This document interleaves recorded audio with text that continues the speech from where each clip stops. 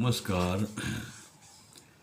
आज हम बात करेंगे कि सब बदलाहट बाहरी होती है, भीतर कोई बदलाहट होती भी नहीं है। अगर हम कभी थोड़ा समय के लिए भी आंख बंद करके बैठे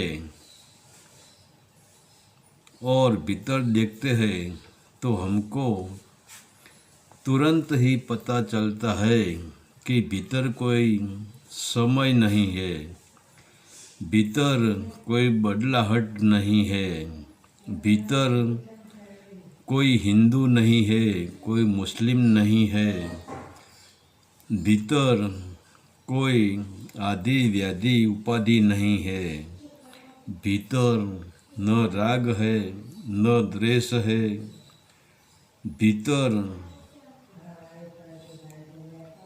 न शरीर है, न बाल्यावस्था में है, न युवा है कि न बुढ़ापा है। भीतर तुम्हें उम्र का कोई पता ही नहीं चलता, क्योंकि भीतर समय ही नहीं है।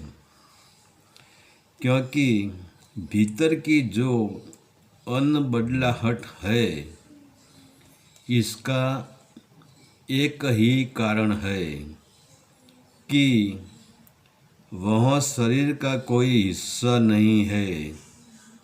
भीतर ठीक है, हम भीतर देखते हैं शरीर में, झांकते हैं शरीर में, मगर हम भीतर जो झांकते हैं वह शरीर का कोई हिस्सा है ही नहीं। यह अनबदलाहट किसी योनि से पैदा नहीं होती है, क्योंकि तुम शरीर नहीं हो।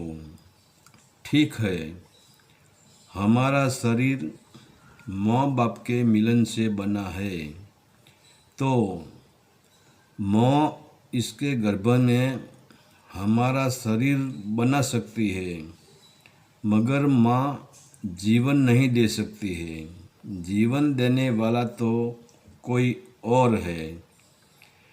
ठीक है, हमें माँ के गर्भ में हमारी यात्रा करनी होती है।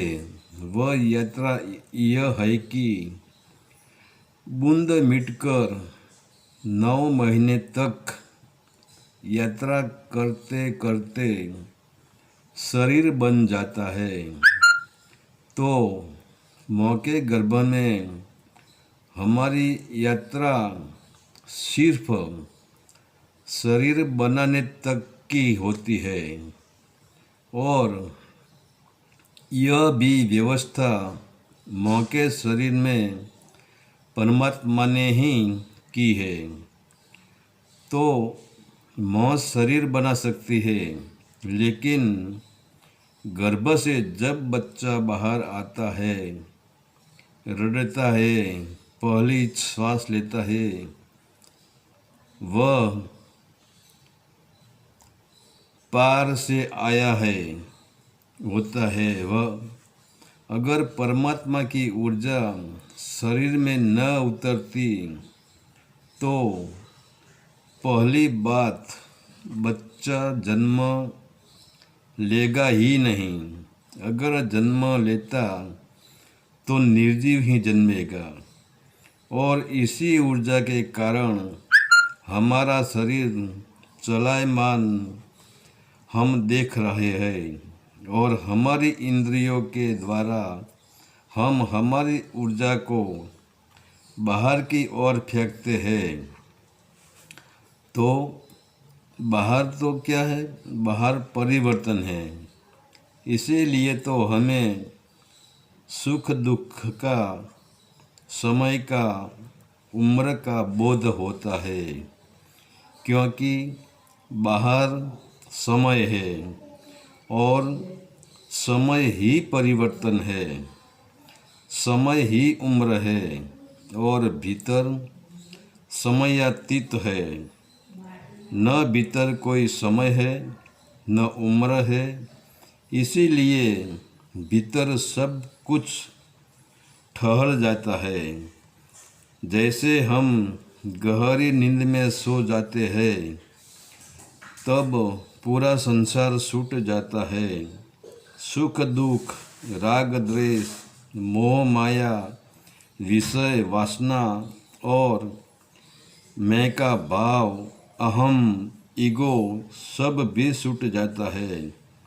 जहाँ न कोई राष्ट्र है, न कोई देश है, न कोई गरीब है, न कोई अमीर के भेदभाव है।